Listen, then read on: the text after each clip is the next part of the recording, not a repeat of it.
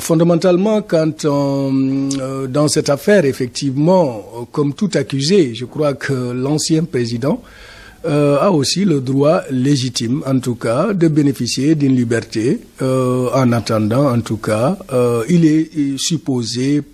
est présumé innocent jusqu'à ce que les preuves de sa culpabilité, en tout cas, soient établies. Donc là, pour nous, ça ne pose aucun problème.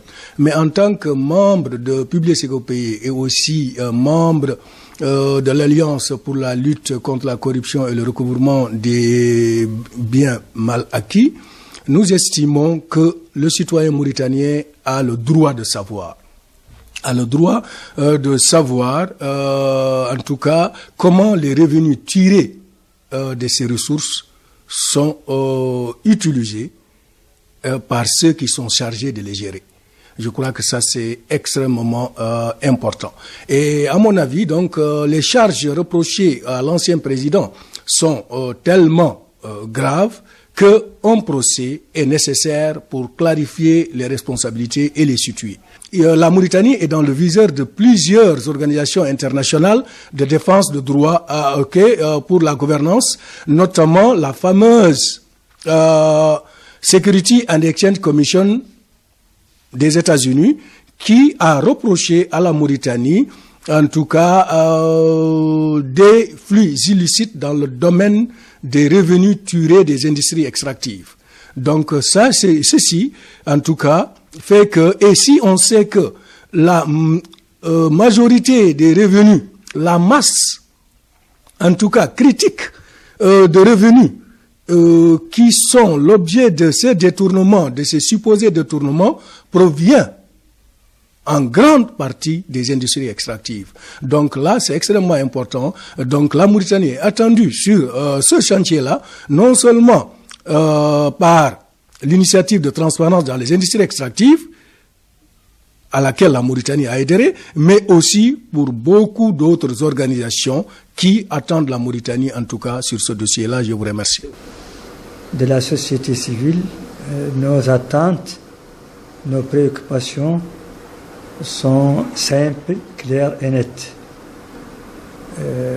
Nous aspirons à la tenue d'un procès juste et équitable à l'issue de l'enquête judiciaire qui vient de s'achever.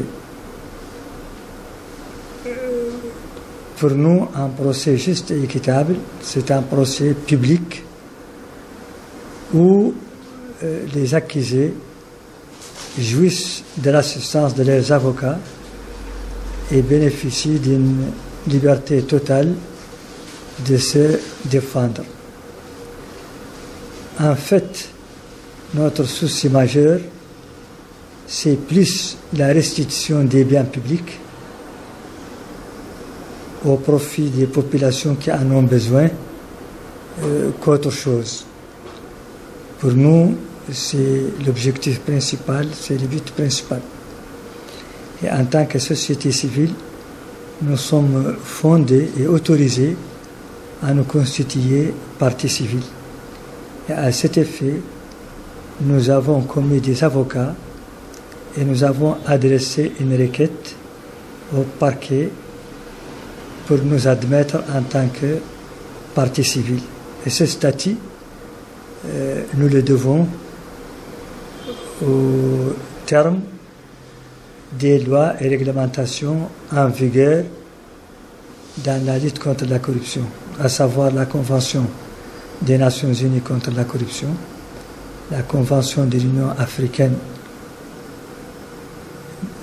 également, la stratégie nationale de lutte contre la corruption adoptée en Mauritanie en 2010 et tous les textes qui réglementent la participation de la société civile dans la lutte contre la corruption nous recommandent, nous autorisent, nous permettent de nous constituer en partie civile et nous ne faisons que jouer notre rôle tout en laissant à la justice de jouer son rôle, en laissant aux autres entités, aux autres institutions de la République, toutes confondues, de jouer également leur rôle de manière indépendante.